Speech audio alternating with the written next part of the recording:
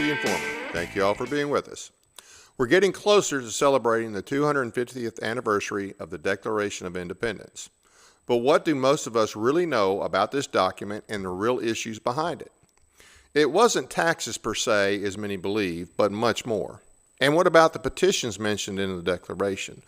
What were the many issues? What attempts were made by the American colonists to have their concerns addressed by Parliament and the King prior to declaring independence? And how was their long-suffering loyalty to the King rewarded? How did those abuses compare to what we've experienced in this country for the last 100 years? Could petitions be useful for us now? We'll discuss this with our guest, G.R. Mobley of reclaimingtherepublic.org. But first, are you looking for more energy, better recovery, and a healthier you without the use of drugs or stimulants? What if your body could actually do the work itself? Check out LifeWave, and we'll be right back. Light, the energy of life itself. Since the beginning of time, light has sustained us, fueled our growth, and shaped the world. Even Einstein recognized that everything we are is made of light. But what if we could harness the light within us, not just to live, but to renew, restore, and rejuvenate? Introducing LifeWave X39, the first product in the world that activates stem cells using our body's own light. Backed by clinical research, multiple patents, and over 10 years of stem cell research, a revolutionary wearable light technology that unlocks the power of activating our own stem cells with a single, safe, affordable, non-transdermal patch that puts you back in control of how you look, feel, and perform. Unlike drugs or chemicals, X39 works naturally, awakening your body's ability to heal and thrive. It's time to unlock your full potential, restore your vitality, and embrace a healthier, more vibrant you. Welcome back. Now to our guest, G.R. Mobley. G.R. retired from the Marine Corps in 1998 as a systems engineer/integrator manager who has worked and served in the intelligence community for over 35 years. With a passion for history and government, he's been a lifelong student of our primary source founding documents. He's committed much of his public life to service and leadership in one form or another, and hosts a national radio show on Red State Talk Radio called Reclaiming the Republic. Welcome to the show, GR. Thanks for coming on. Thanks for having me. I appreciate it. Yeah, and you're doing well today, I hope? Oh, yeah. I'm here to help, and I'm not from the government. Okay, good. So pretty impressive bio. Is there anything else you'd like to add for the people who aren't familiar with your work? You know what? I think the best thing anybody can do if they really want to get to the heart of what I can do for you is you really need to listen to the show, and you kind of need to read the articles that I write, because we're dying from our illiteracy on the Constitution. The problem is that we've been misinformed. And you can't go to any institution, and you can name names, and I'd just rather not, because this isn't the forum to do that type of thing. But I would just say you can't go to any institution and actually learn about the Constitution. They're going to they'll drill into micro perspectives on the Declaration of Independence. They'll get into micro aspects of this event, but they don't dive into how that Constitution was designed, developed, and how it was sold. Right. And how it was sold is key. That's very key. Absolutely. Because one consistency out of Madison's life was the fact that he kept on telling people.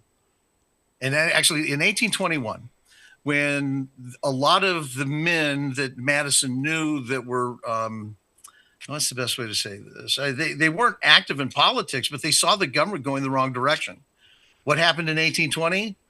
Well, the Missouri Compromise, yep. The Public Lands Acts, where the federal government said, we're going to start taking land from all the states, and we're going to sell it. And we're going to take the proceeds of that and use that for DC. So anyway, not to make this a long story, but in 1821, his friends came and said, hey, we see these rulings from the court. We see all these things going on, and we'd like you to release your notes on the Constitutional Convention. Yep.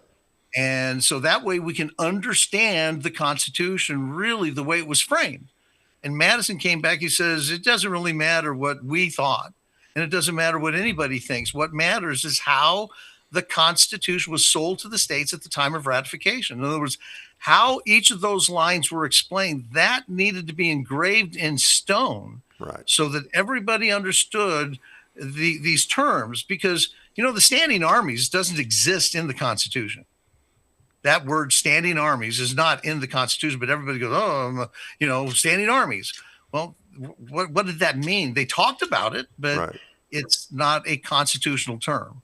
And so when you go through the ratification debates, the reason they talked about standing armies had everything to do with the ability of the federal government or the king, because they were referring to the king and his standing armies, Right. and how he would literally enforce the law by his arbitrary law through these standing armies. Yeah. Where what they put in was they put the militia in, so that way the militia had to be formed into a federal army, and then they could enforce the law. So they wouldn't have the ability to create a standing army because of the funding and so forth. But Right. I don't want to get into the nuts and bolts, but the fact is, Madison laid it out consistently that you had to understand the ratification dates. So. Yeah, absolutely.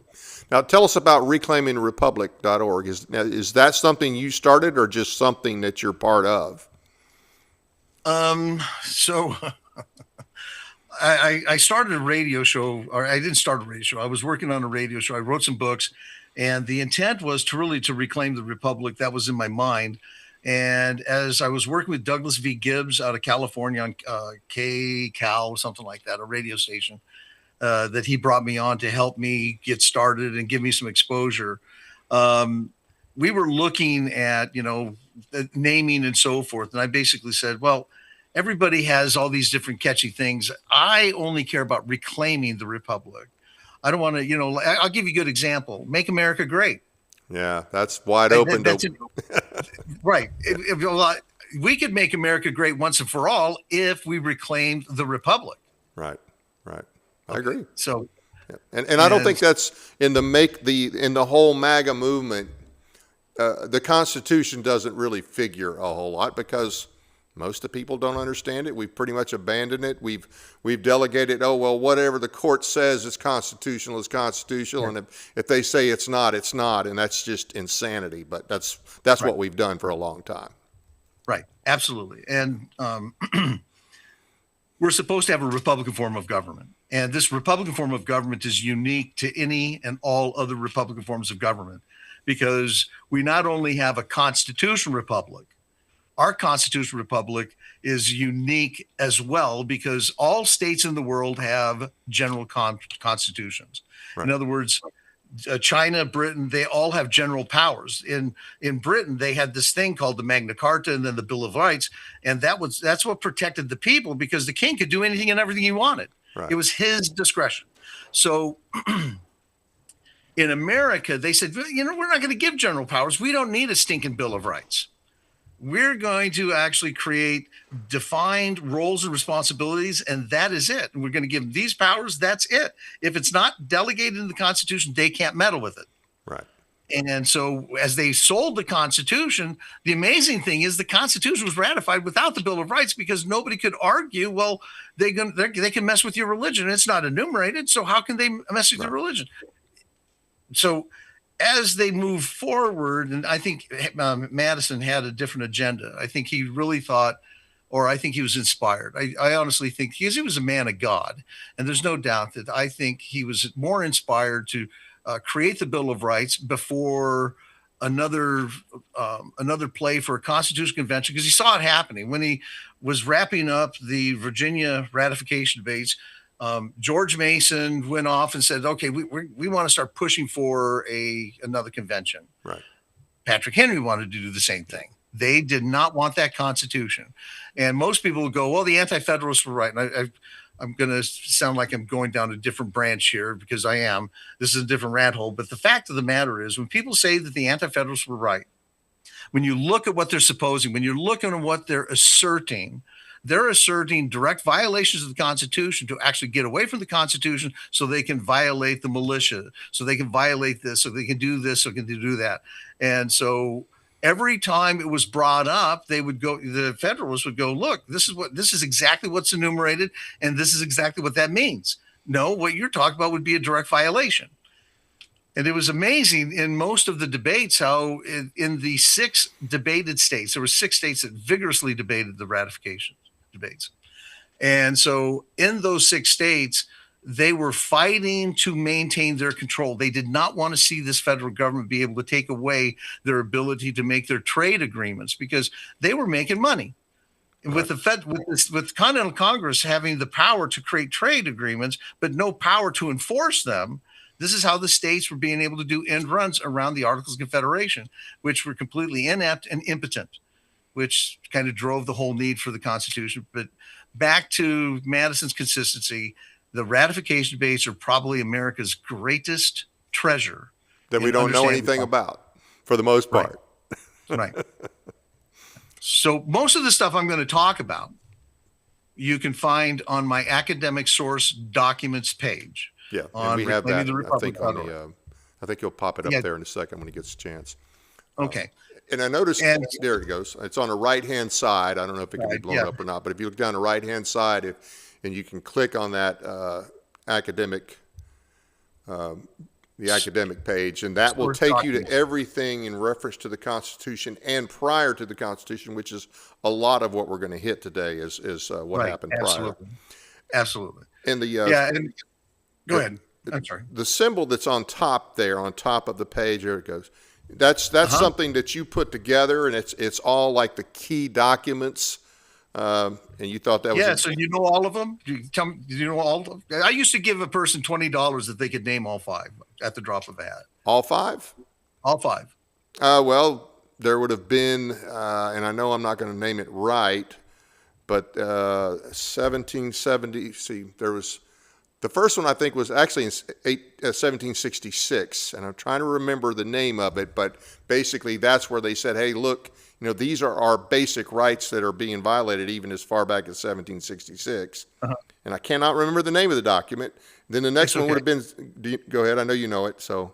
No, put the logo back up. Put the logo back up, if you wouldn't mind. Okay, so let's look at, this is like a star.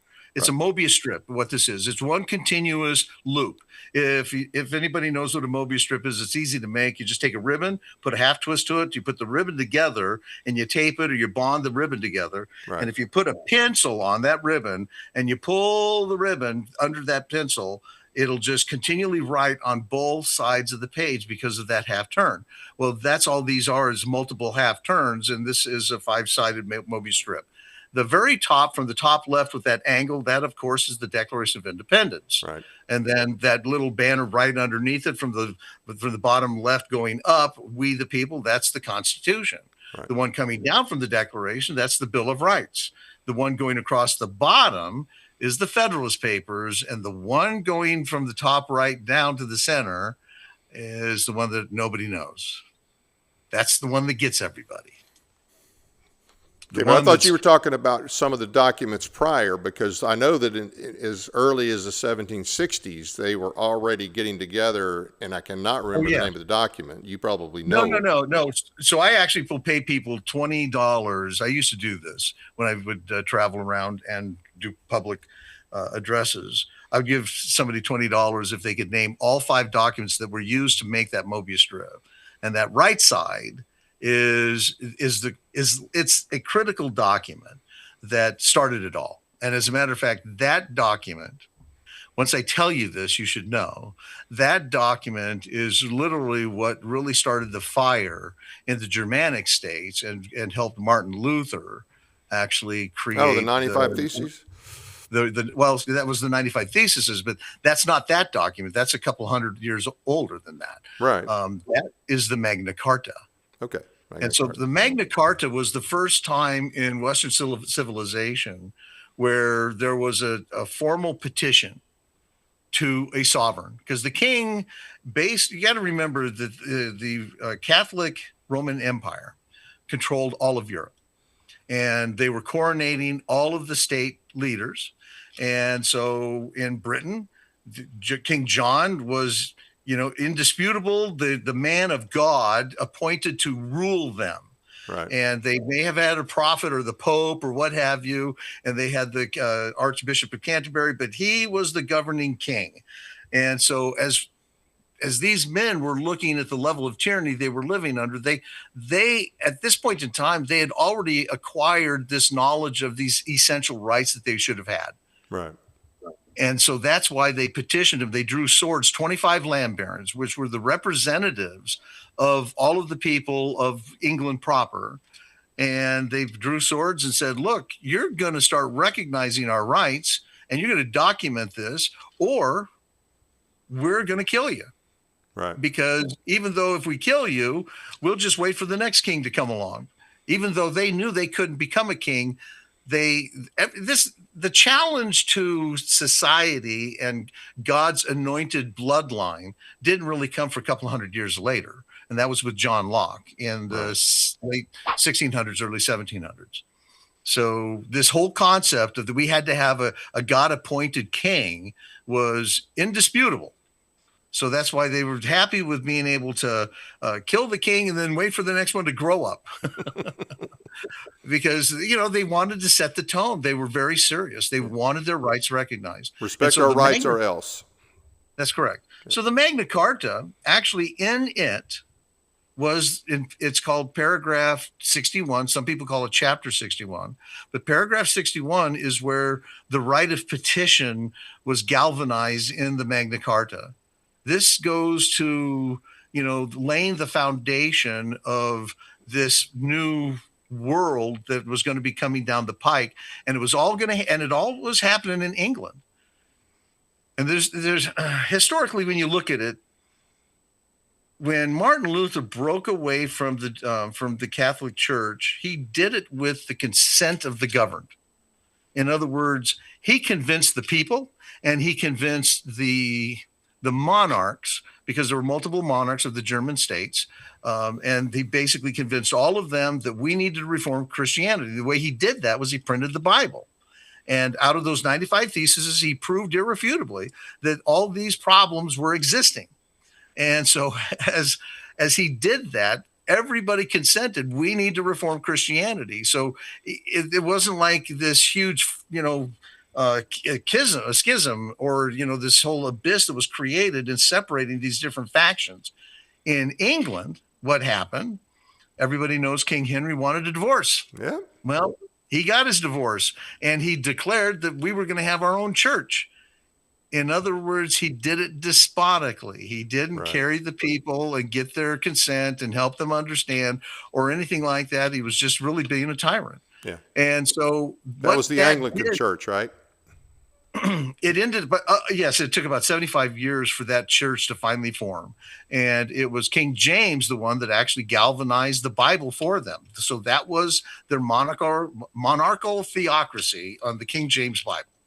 And so common law, and everybody talks about Blackstone, talk about the Bible. It was the King James Bible that was considered the foundation of their law. Right? There's the supreme law of the land. What about the Geneva Bible? Wasn't that what a lot of the early settlers had? So that's where the factions came in. See, so King Henry, the majority of the people kind of followed because I don't think that they cared about the academics. They just, there were some people that probably just didn't even care. They just went along with it. But the academics created the Puritans, the academics created all of these other different factions. And the Geneva Bible was one of those that kind of said, hey, look, there are other books that weren't included. King James is keeping us, in the dark on some of these things.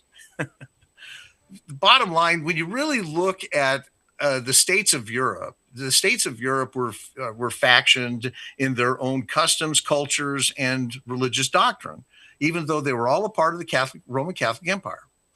In England, what this one thing did was it actually created all these different factions that created enough religious strife so that when the New World opened up, there were a lot of different groups, i.e. the Puritans, that literally wanted to get away from their religious oppressions and come here and have religious freedom, which is one of the reasons why America wasn't really founded on just religious freedom. There was commercial and strategic interest. Georgia was founded on strategic interest. They emptied the penal colonies of people that wanted to, go get some land after their, indentured servitude. Right. And they gave 10 acres of land. And in Georgia, the land plots were much smaller. Up in the other states, they were given 100 acres. And it was 10 acres because they wanted to know if the Spaniards were coming across or coming up the line. So that way, with the density, there would be enough population to say, hey, there's a lot of people over there speaking Spanish, and they're going north. We should tell those people up north that they're coming. Right. That was the whole thought of why they did Georgia the way they did, to keep the Spaniards in check. But bottom line is, America was really founded on all of these different principles, and it created the outcome under the Constitution, created a free market economy, and it created a free market of religion to allow these factions to be able to have the right to practice what they wanted and so forth, and to and really it just opened up the ability to have honest discussions without the threat of law, force, deadly force, and so forth. Right, but it's still primarily Christian religions. Oh, all of them were. Yeah, right. Yeah. Every state had actually not every state. 8 of the 13 states actually had state-sponsored churches. They were all predominantly, I don't think there was anything that was even a hint of non-Christian. Right. It's just that they were just different faiths. Right. So one of the reasons that they didn't even go down the path with the federal government in touching religion was just due to the fact that when somebody said, well, we have to have a religious test, because, they wanted to have religious tests instead of not having it in the Constitution. Right. Every state actually opposed that. Every state, when they were surveyed for the Bill of Rights, every state wanted that repelled, or, basically changed. Yeah, they didn't want a national standard. They wanted each state to be able to have their own. But they wanted to have the rights, so they didn't want that. And so the response that Madison always gave, well, okay, so whose Bible are we going to use to determine what that religious test should be? Because this was creating a standard for federal offices. Right. A religious test for a judge, a religious test for representative, senator, president, and so forth. And so Madison was pretty smart. If you're familiar, in 1870 or 1785, I think it was 1786, he wrote his remonstrance on religious assessments. Right. And this is where he basically said this idea of establishing religion is just absolutely wrong. Yeah. There's nothing more important and more precious to a person than their relationship with Christ. Yeah. And he was opposing Patrick Henry, among others. Oh, yeah. Anyway, I might have digressed a little bit, but the point is that under this Constitution, it created. Well, I'll just say this: when you look at this government that was created by that Constitution, it created a body much like the human body, because it functions much like the immune system. When things go wrong, the immune system kicks in. And within the Constitution, there are things that are supposed to kick in. Right. Now, every cell in the human body, that would be we the people. So when we see something that's not right, we're supposed to stand up and say, hey, you don't have the authority to do that. You are a foreign object in this body. You're a virus, what have you, and I'm going to destroy you. I think virus is a pretty accurate description of most of our elected officials. It's a smorgasbord that we're being inflicted with here, and we're being impaled. So it's the same thing when you're being impaled with a sliver or a rod. The body starts trying to heal. Every time something happens to the body, it tries to heal itself. And when you look at the way the Constitution was written and the responsibilities of the citizens and the responsibilities of all public servants who are legally and morally obligated to support the Constitution, now we actually have this standing to say, look, your job isn't to allow compromise. Your job isn't to allow, these agendas to move forward. If you don't have the authority to do it, you're to stop that. Right. We, the people, are to stop that. And so, a lot of times I tell people, we're the fault. We're the problem. The blood is on our hands, we the people, because it has to start with us. It's not going to start with them. They've already created the den of thieves. They're not going to hold themselves accountable. And so, are you familiar with the term interposition? Oh, yes. Okay, so a petition is interposition. And so in 1763, when King George decided that the colonies were getting a little out of hand, he decided to shut down all their governments and impose his new governors. At that point in time, there were enough people that had literacy on the Bill of Rights, the Magna Carta, and their rights as Englishmen. Right. They started organizing. I want to say something And- on that, because Go ahead. I think a lot of people in America don't realize that the rights they were fighting for were rights that they believed they had as Englishmen. These were not necessarily newly created rights. These were rights that they felt they inherited as Englishmen, and that they were being violated. They believed that the British Constitution at the time was being violated, that they were living under. Yes, absolutely. As a matter of fact, they all migrated from England. And so there's really good books that talk about the migration, all that. Thomas Sowell writes one, and he's a foremost expert on cultures, migrations, and so forth. But what the king did, because he made this business decision to say, hey, I am going to make America pay for all these wars that we've been engaging worldwide in America and in other places. And so he's going to start raising the taxes, because he saw that America was coming to this point of an economic machine that it was just incredible. And as a matter of fact, if you've ever read the Adam Smith's The Wealth of Nations, Adam Smith basically put it in his Wealth of Nations that if the 13 colonies that made up America could improve their infrastructure and could improve their symbiotic relationships in working together, it would become an economic monster that the world would never be able to deal with. It would be that dominant. And because he just saw the freedoms and the ability to do all of these different things, where the whole world at this point in time was what we call a mercantile system under England, at least the colonies and everywhere that the sun was shining on England in their kingdom. It was a mercantile system where the king basically dictated everything. Now, When picked the winners and the losers too. Yes, and he forced tobacco on almost all the states. If they could grow tobacco, he would make them grow tobacco, because it was an addictive drug that he could actually get other nations of the world on and so forth. And you probably know the history of the opium and China and Pakistan, Bangladesh area, where he was moving opium out of, and this was like 100 years before, where they were moving opium into China and making China addicted to opium. Yeah, I've read a little bit about it, but I'm not really versed on it. But yes. So it's the way that the king had become so, or I should say, the monarchs of England became very nefarious and very manipulative and very controlling. They were the ones that created the addiction at a national level to where they could exploit that. And when China, the emperor of China, said, "Hey, you know what? You're going to have to start paying us in silver instead of this opium stuff. You can buy our tea, but you have to pay in silver." As soon as that was stated, and actually the king didn't even do this. I think it was the West Indies Trading Company.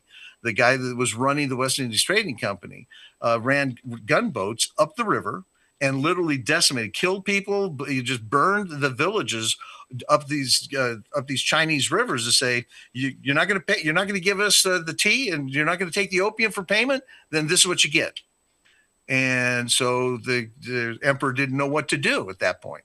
You know, most people think that at that point in time, China was economically superior. Well, they weren't thugs like they are now. Right. And as a matter of fact, they became thugs because of Britain and because of what they did.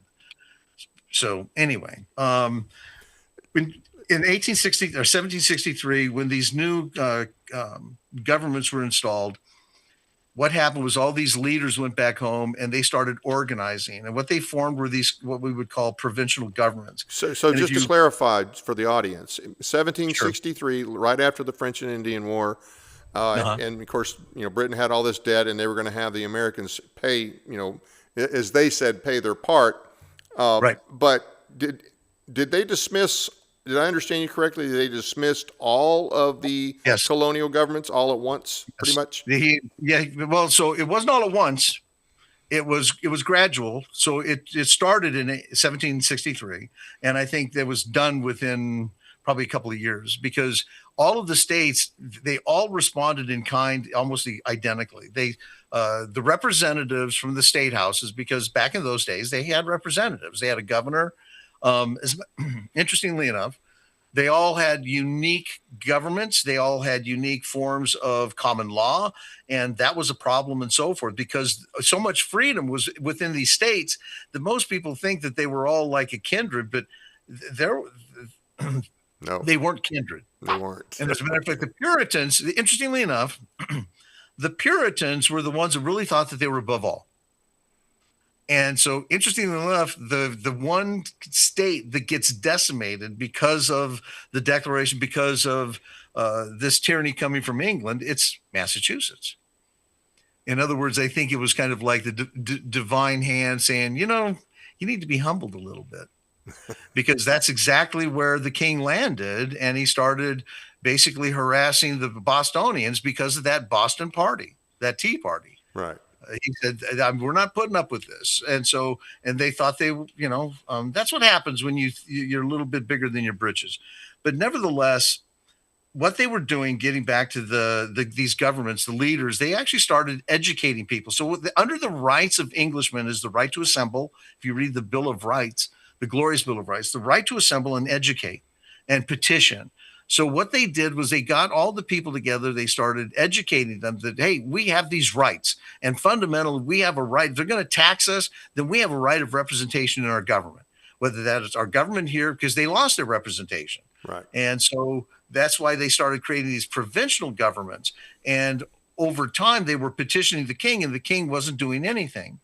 So as the states were getting more, and then the people were getting more and more vigorous and standing up and saying, we want our government back. We want our rights back. We don't want to pay these taxes. And I mean, if you look at the amount of taxes they were paying back then compared to today, it pales in comparison. Yeah, but it was the principle. It wasn't the amount. Absolutely. Yeah. Well, I guess we've lost our principle.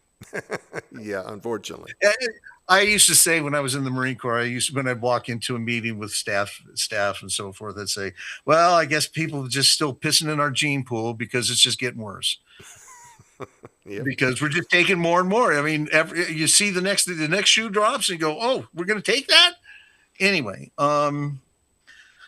they actually started creating state secret governments. So the committees of correspondence was the kind of the final stand of organizing at the state level. And this was the who's who of the states. Thomas Jefferson, George Washington, and those names were in the committees of correspondence.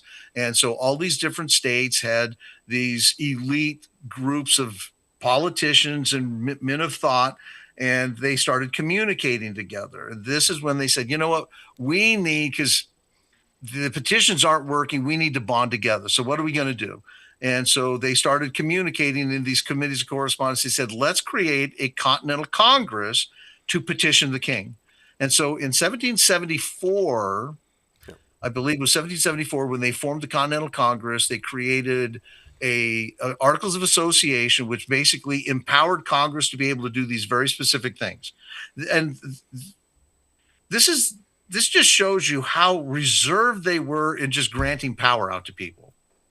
Because if you read the Articles of Association, they didn't have the authority to form an army. They didn't have the authority to go after anybody. Right. They were basically agreeing that they were going to cooperate in doing economic sanctions against the king. And they sent this in October of 1774.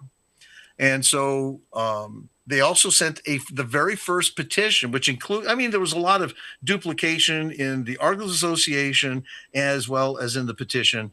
And so they sent both of them to the king. And by the time the king got it, I'm going to guess, because I don't know the timeline. I'm just guessing in my head, probably December timeframe, from October to December, because it takes a couple months to get across the Atlantic, into his hands. And then finally he says, I'm going to respond. And so he has to prepare, get enough troops to form, to get them onto enough ships. And then what does he do? He sends those ships in the early spring, late winter to where? Massachusetts, and says, hey, you didn't like our tea? Well, how about our powder and lead?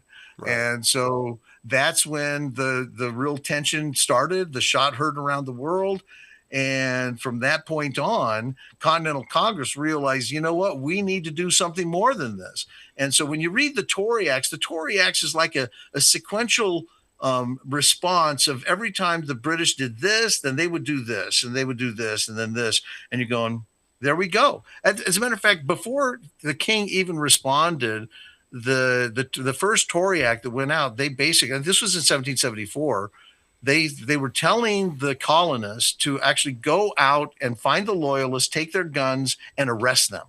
Wow. Now, the Tory Acts, people can find that on the website under your academic. On the academic source documents, right? It's down towards the bottom, and I think we actually have a slide on that. So when you first get to that page, when you scroll down, you'll see stuff about the Constitution and whatnot. You got to get to the page. And it's at the very bottom of that, towards the bottom of that page, you'll see the Tory Acts and Declaration of Independence and other things like that. But it's a great website, everything I've looked at so far. There's a little header over it. It says, here are the documents we have to read for the year. And these are all the documents I read on my show. And we start off with the pre-Constitution documents, which are the Tory Acts, Articles of Association, the first petition of the Grand American Continental Congress, and then the Declaration of Resolves for the First Continental Congress, and then Thomas Jefferson. So they actually had these grand resolves, and they were petitioning. They were continuing to petition. If you read the Tory Acts, there's like 6 of them, 5 or 6 of them. And I think it's in March when the Continental Congress goes back out to all of the different states. And they basically say, hey, look, what we need you to do is we need to have you send us all the petitions and what the king responded or did not respond to. So it's kind of like a data call. And so they found out that the king never responded to anything. And that happened, like I said, so by March to June timeframe, they said, you know what? Now we've got the data. Now what we need to do is move forward. That's when they created the committee for calling declaration, or basically we're going to go to war. And so they go ahead. So, but now what was in the first petition? What were the issues in the first petition? Was it just about restoring the government?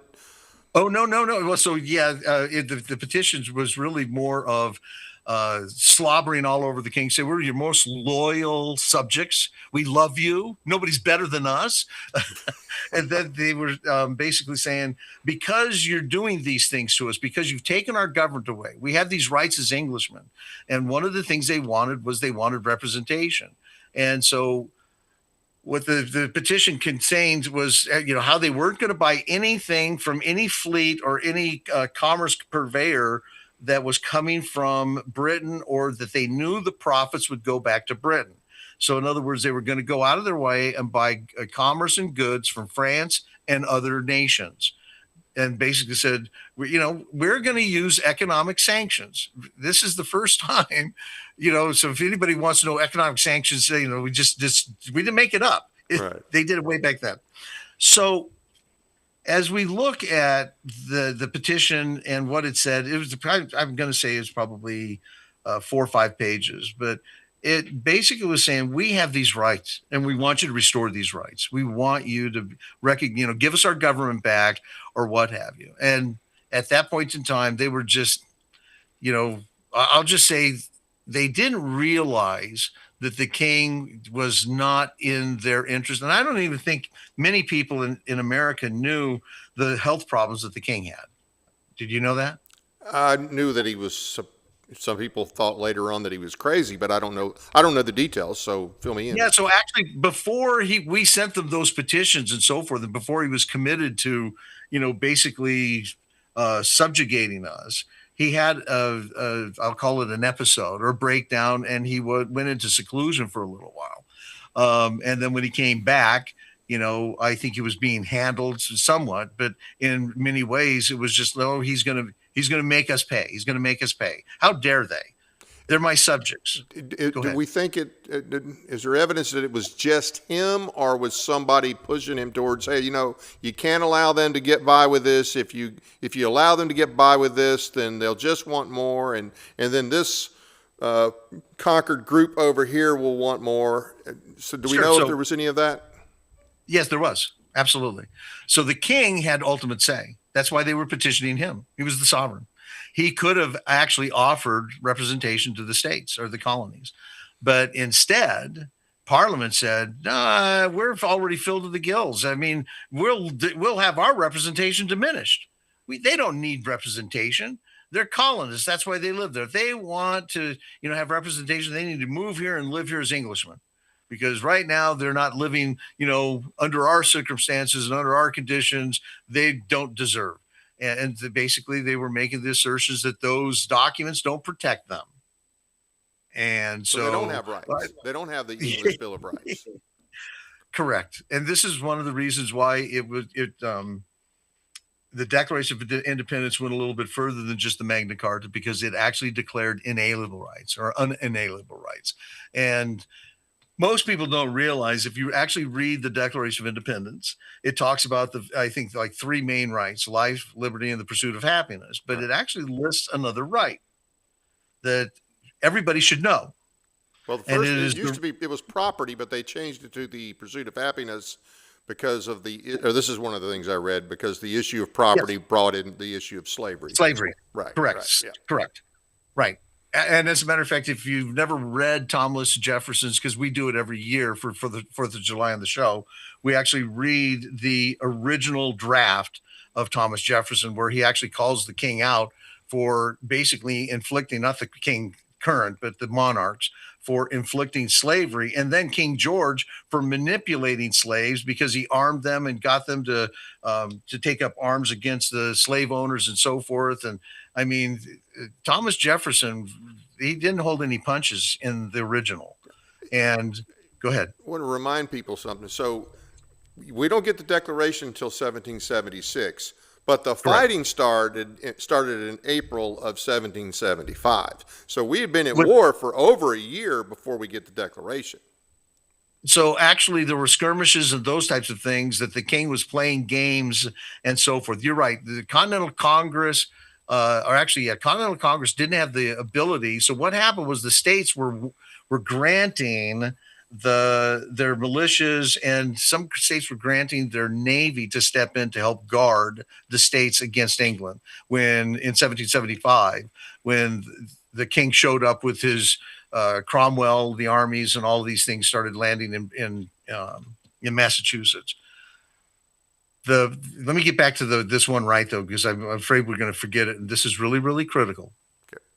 If you read through that, it says that whenever any form of government becomes destructive to these ends, it is what? The right of the people. So collectively, you just need to have a majority of the people, not mob rule, but a majority of the people to logically say, this government does not recognize us. Now, in a Republican form of government, the way we've been formed today, I'm going to jump forward to kind of put some logic to this. Each county is a Republican form of government. We're actually a hybrid constitutional republic. The federal constitution takes care of the states as a part of one republic. Each state is a republic in itself, and it has counties, which is a part of its republic. And then the counties themselves can be subdivided, and we can easily see how some counties are so well populated, so problematic because there're just too many people, like in LA, New York, and so forth, that those counties really need to be subdivided to where they actually have a major Congress. But when you start creating governments like that, the difference between how we got out of the box with the Constitution is we failed to do our job. We failed to do the due diligence, because when we create government, it says it is the right of the people to alter or abolish it and to institute a new government. So when we institute a new government, what do? We delegate powers to it. Right.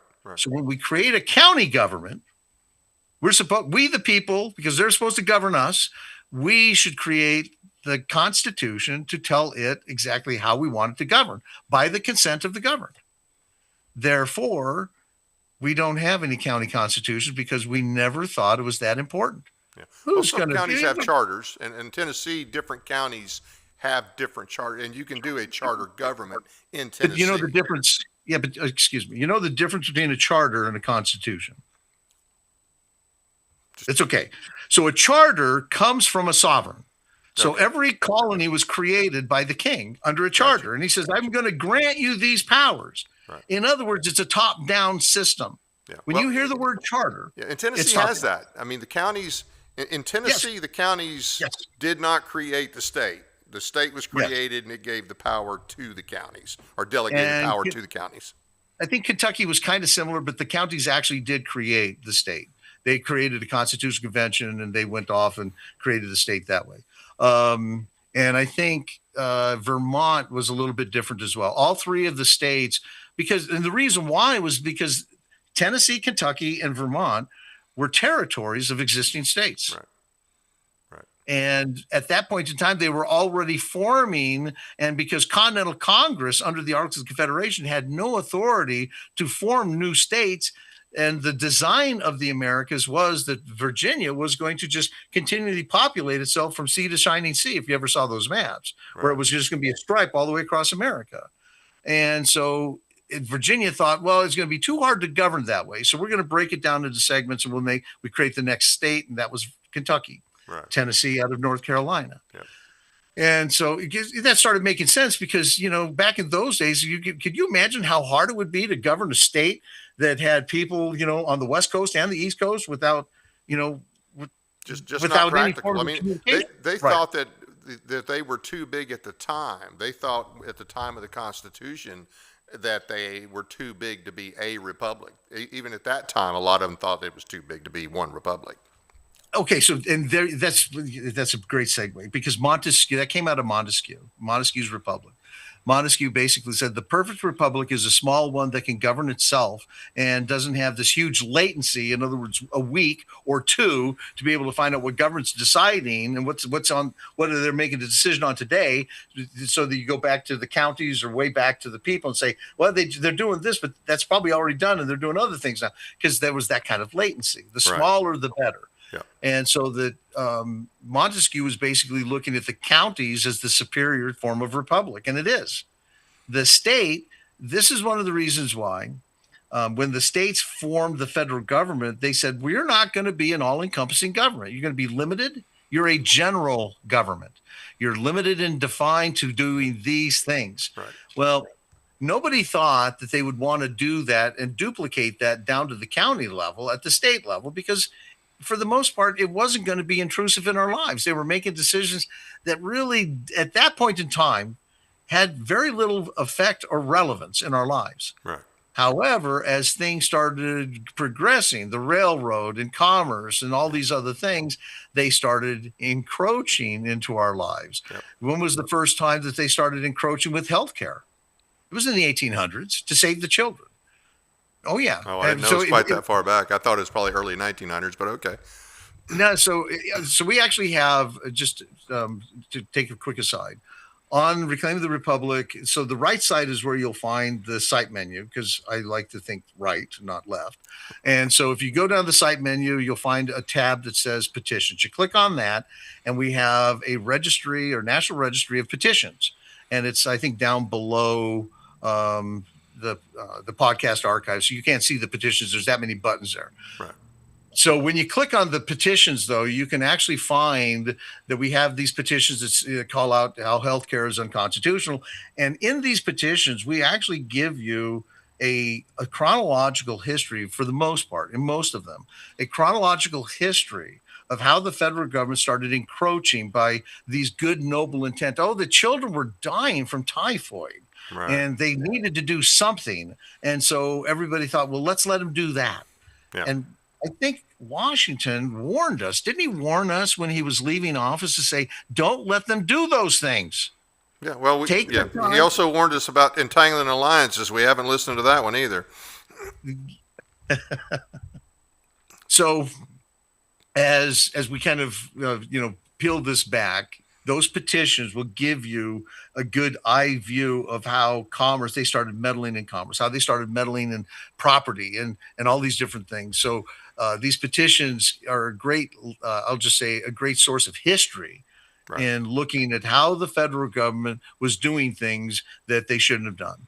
The one thing that is probably the most powerful that I think I've been able to, shake people's trees a little bit is the idea of the Department of Transportation. We have a petition, it's called Petition 6, and it is basically saying that the Department of Transportation is unconstitutional.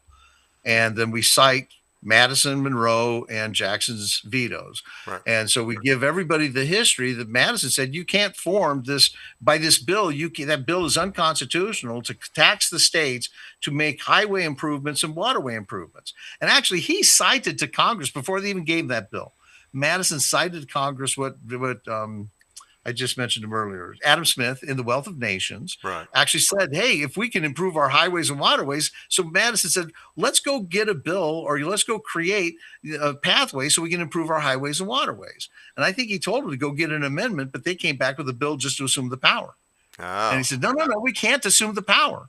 We have to get them to grant us that power. So we need an amendment. That's why the very last paragraph, he says, I want you to go get an amendment. So go get that amendment.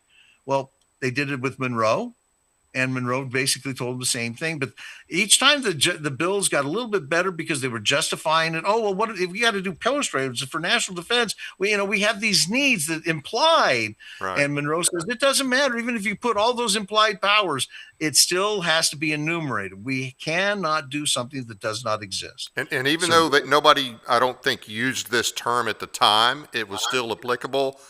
Or this phrase, never let a crisis go to waste.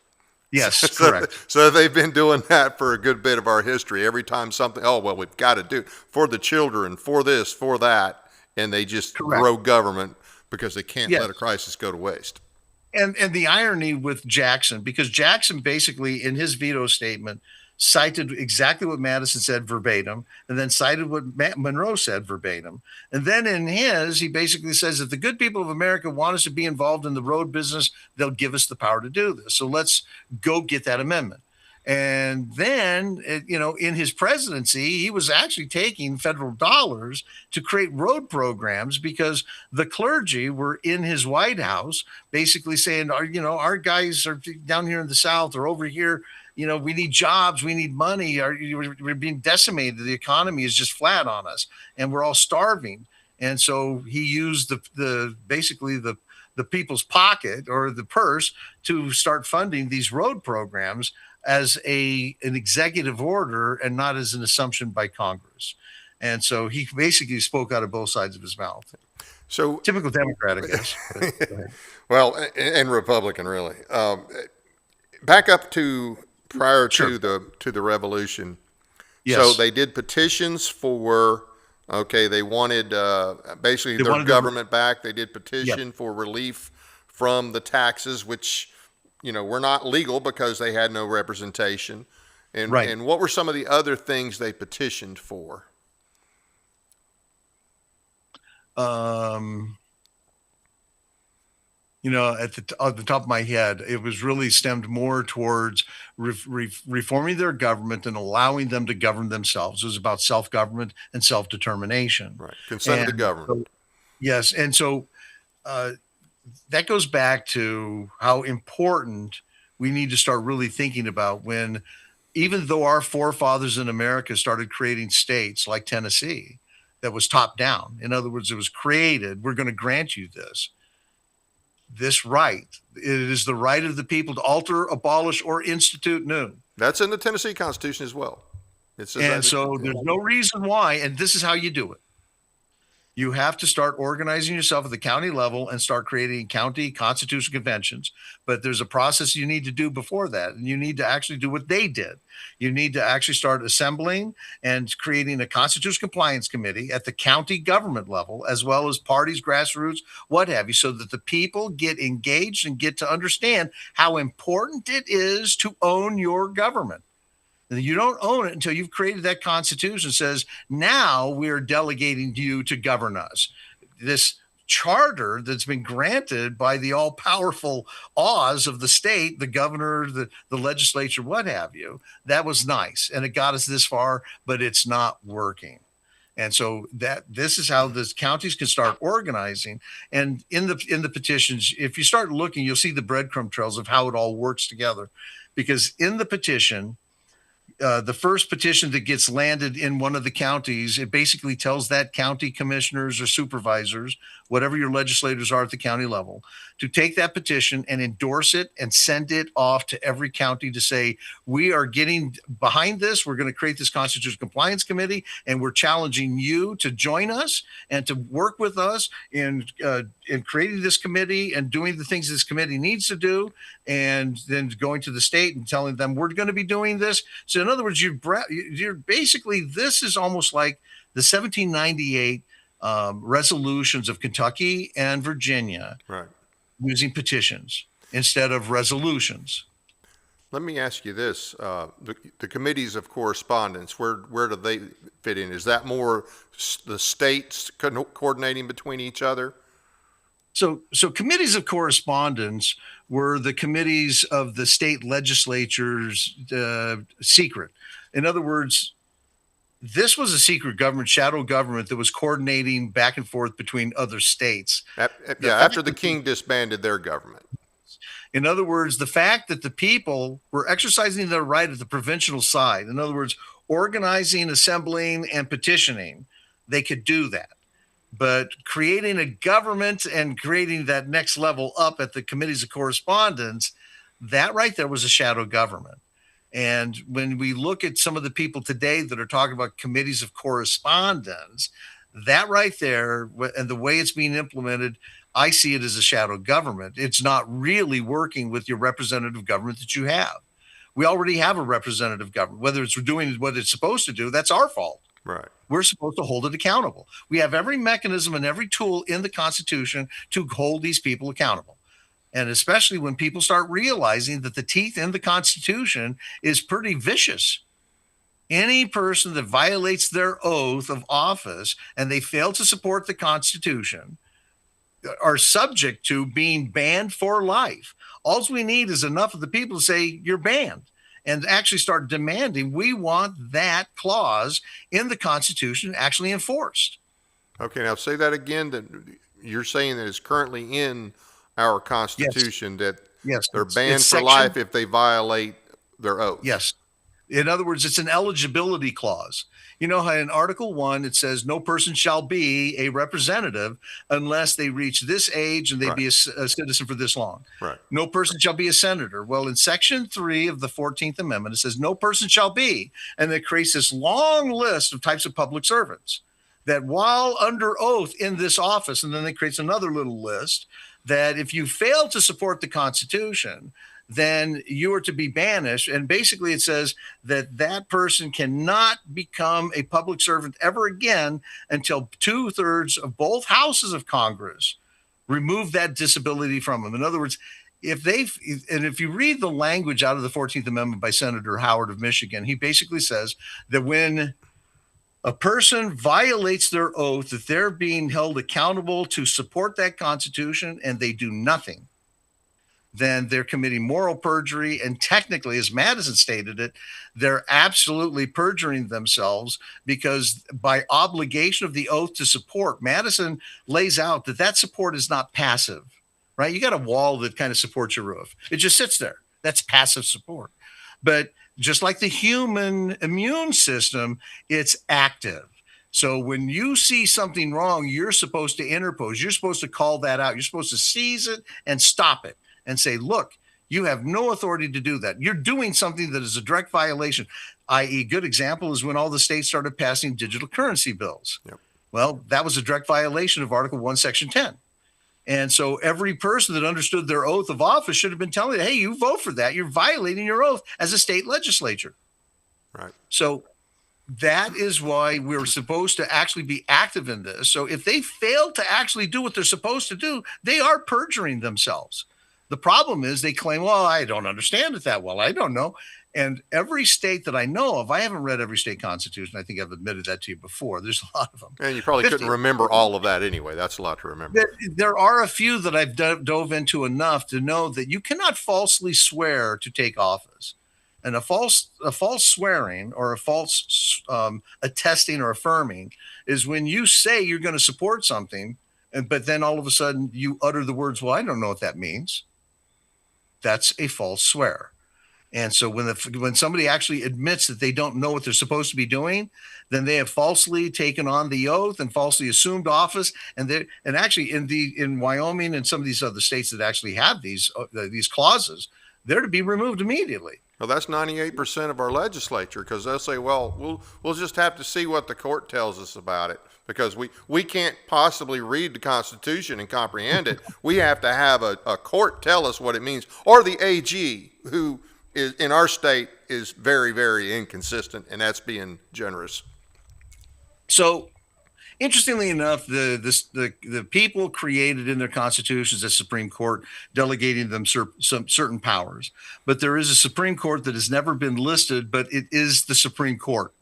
It is the court of the court in every state, and that is the state legislature. And every constitution does state that the state legislature shall regulate that court. Yep. And shall regulate what they're doing, their jurisdiction, so forth and so on. Yep. And so when you look at some of these really old documents, going back to some of those old historical documents, you'll actually find that they actually come right out and state that as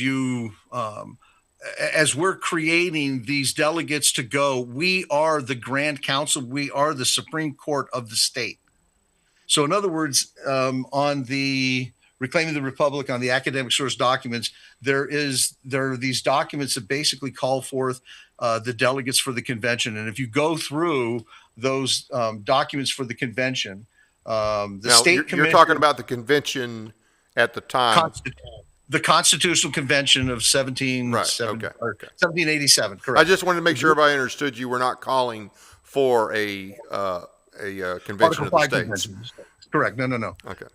This is the last document before you get into from the Constitutional Convention to today's source documents. So this is the last source document of the pre-Constitution, and it's titled State Commissions for Delegates to the Constitutional Convention. So all 13 states, by the request of Continental Congress and by the request of the Annapolis Convention, because there were 5 states, I believe, that said, hey, we need to have a convention. Right. We need to fix this Articles of Confederation. And so they put it and sent it off to Continental Congress. Continental Congress forwarded it out to all the states to say, you need to send delegates to this. So, and actually the states all got on board, and they all formed these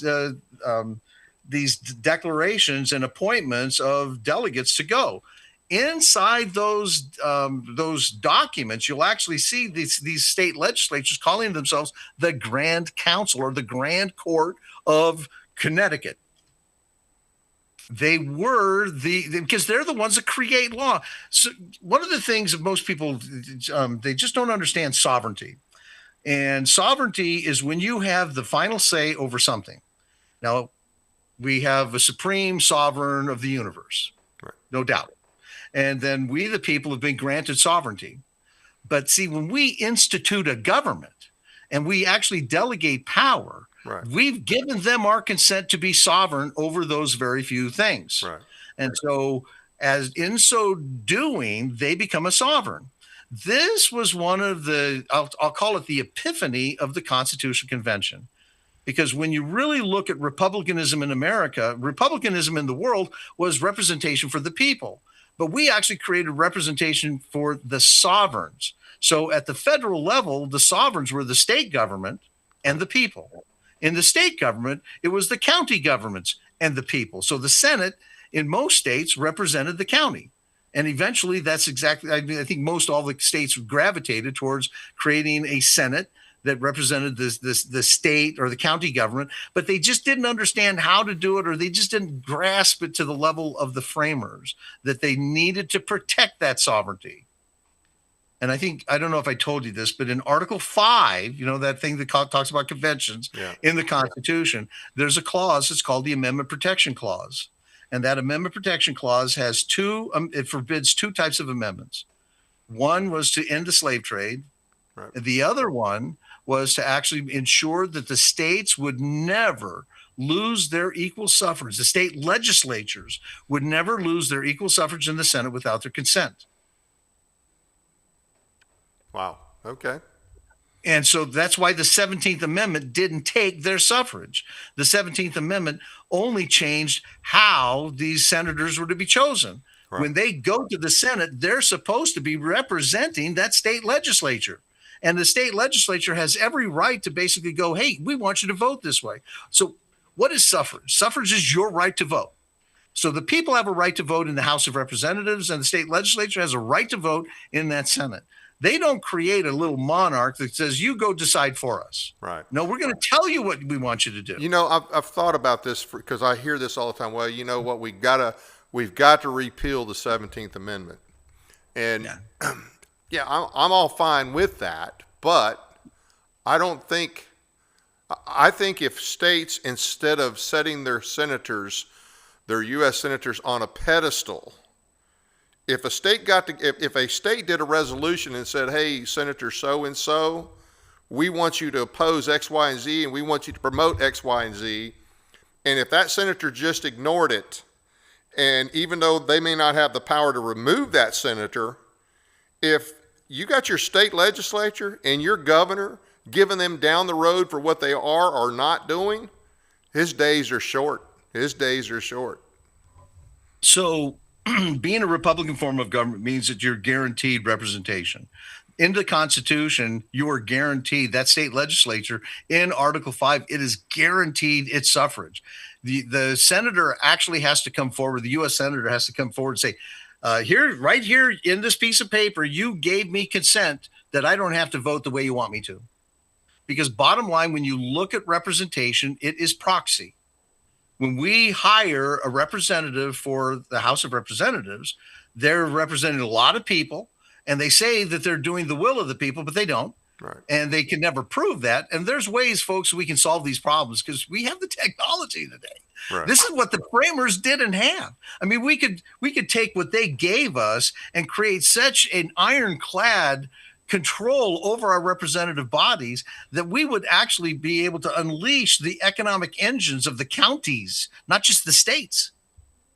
So we look at this suffrage, this right of suffrage, and when the state legislature basically calls up the senator and says, you're going to vote this way, and the senator doesn't vote that way, that state legislature has every right to basically call forth. But the only problem is that 9 times out of 10, they've given that power to the governor.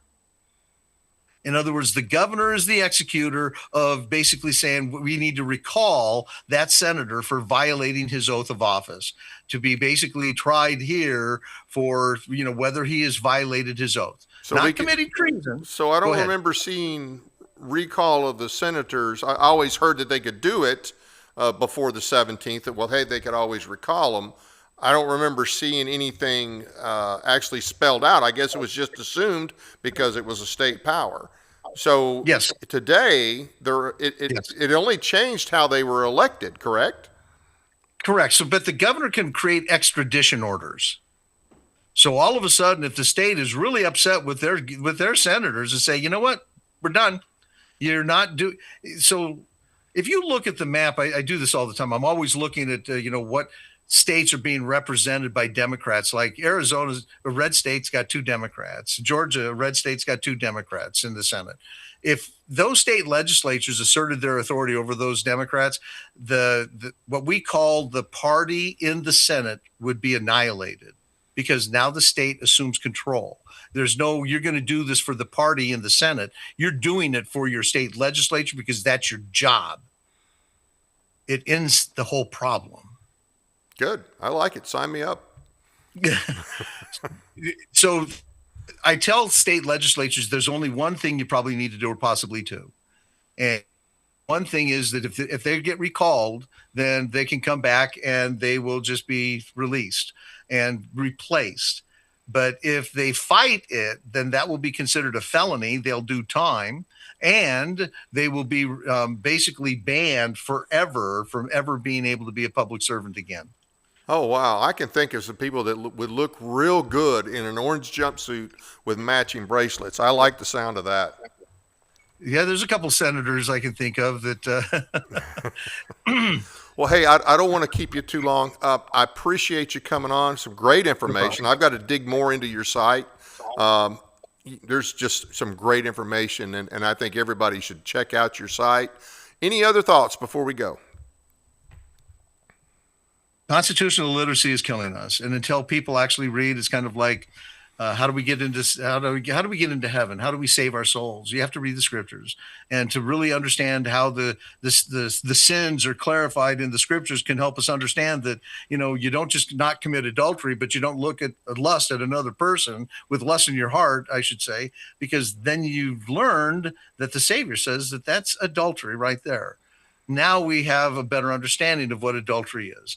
The ratification debates and these other documents literally help us understand exactly what, why, how this government was formed the way it was. And then people will actually start seeing this whole body government like an immune system, that we, the people, are the cells of the body. And that those who I'll say the state legislatures, Congress, or county legislators, they're a part of that nerve network or communicating and so forth. This is what we got to do. We got to send these guys in. We got to start flushing antibiotics or what have you. However, the body fights, because it's beyond me. I'm not that smart, but I see the similitude or the similarity of the body's immune system to the way this government was formed if we were functioning the way we're supposed to as citizens, because every citizen is legally obligated to support the Constitution against enemies, foreign and domestic. And we got a bunch of domestic ones, no doubt. Oh, absolutely. And all those people not willing to do that, they should lose their citizenship that fast. If you're not willing to be a citizen, then you don't have a right to be a citizen anymore. Sounds good. That's to me. how it was. That's how it was in the 1795 Uniform Rule of Naturalization, that states could actually start denying citizenship. And if that person was going to become a citizen again, that state would have to release that banishment off of them. Wow. Well, that is great. Anyway, so here's your website again, reclaimingrepublic.org. Guys, all the critical arguments, good Lord, articles and information is on the right-hand side there. Click on it, especially the academic issues. That is really key right there. And you're also on YouTube, and I think you mentioned you do a radio show as well. Yep. Monday through Friday on Red State Talk Radio. We stream. We're broadcasted in some areas, Cleveland and some other places. But what we want to do is, if we start building these county organizations and so forth, and if you're working with us, then you could become a host in your local area, and you could basically help proliferate and make local radio relevant again, because all we have now is a national regurgitation of just crap. I'm sorry. Absolutely. Absolutely. Well, hey, thanks again for being with us and for all you do. It's great to have you on. God bless, my friend. Thank you so much. You too. I want to thank the audience for taking the time to watch our program tonight. Check out our audio podcasts on iHeartRadio, Spotify, and other platforms as well. Sign up for our weekly newsletter at our website, tninformer.com. Find and follow us on Facebook and Twitter. We're very close to reaching 1,000 subscribers for our show. It's an important milestone, and thank you to everyone who has subscribed. Short commentary. It's probably going to be a little shorter than I intended. Anyway, Israel, Iran, and our Constitution. So, we've got this situation with Israel and Iran and the U.S. The other day, we're in the process of doing this MOU with the Iranians, which MOU is not mentioned in the Constitution. Treaties are mentioned in the Constitution, not MOUs. And, of course, the first thing I want to point out is, there were some complaints because Israel is still fighting in Lebanon. And, whether they're returning fire from Hezbollah, whether they're going in, whatever, good, bad, or ugly, they're saying, they're not bound by the MOU. Well, and they're right. They're not bound by it. They didn't have any say in it. And I don't understand why we would think they would be bound by it any more than we would want to be bound by something that we didn't have any say in. And this all goes back to, as well, to, Washington, and I mentioned this earlier. He told us at the end of his time that we should avoid entangling alliances. That was true over 200 years ago. It's still true. We should not be linked at the hip with Israel or any other country. And our military should certainly not be integrated with Israel or any other country. Sometimes we may have to partner with other people in certain situations, but integrated and so dependent on that we have to, We have to look out for our best interest. Israel has to look out for their best interest. Yes, Iran's a terrible country. Yes, they're a threat. But nothing about this operation has been constitutional. Nothing about it has been constitutional. If we really believed, and I think you can make the case that they were a threat, then okay, why didn't our Congress declare war? Why have we allowed the president to do all of this on his own? I've brought this up before. Yes, I know the Democrats brought up some resolutions. Yes, I know they don't really care about the Constitution. Yes, I know that they were just doing it because it's Trump. But our Constitution says Congress declares war. And this garbage line about, the president has Article 2. Yeah, okay, the president has the right to direct our forces to defend themselves, to deter attacks, not to take offensive action. And look where we're at now. I mean, we lost 13 people, which, okay, a lot of people say, well, that's not a lot of people. I guarantee you those numbers are huge for the 13 families, okay? Those are the numbers that count for the 13 families. We've expended more munitions that we don't have, and then we're not going to readily be able to replace. And of course, have we accomplished anything? Did we even accomplish what we set out to accomplish? I think the answer is no. And nobody's happy with what we've heard initially is in this MOU. And granted, I understand that's changed. We've been on this show now for a little while. Who knows what's come out of the talks? But when I came in here, nobody was happy with what they were hearing. And oh, by the way, it's just an MOU. It's not a treaty. Oh, and by the way, you can't trust what Iran says.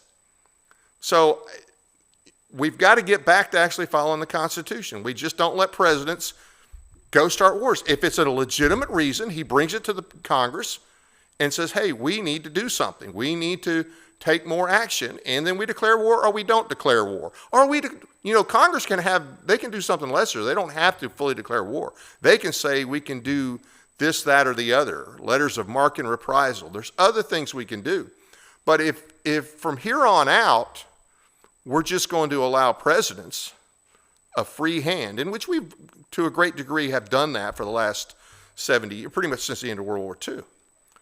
But what happens when we get another Obama or another Biden or a Harris? We're not going to always have Trump in office. We have set a bad precedent by allowing this, and now we've got this mess. Something's got to change.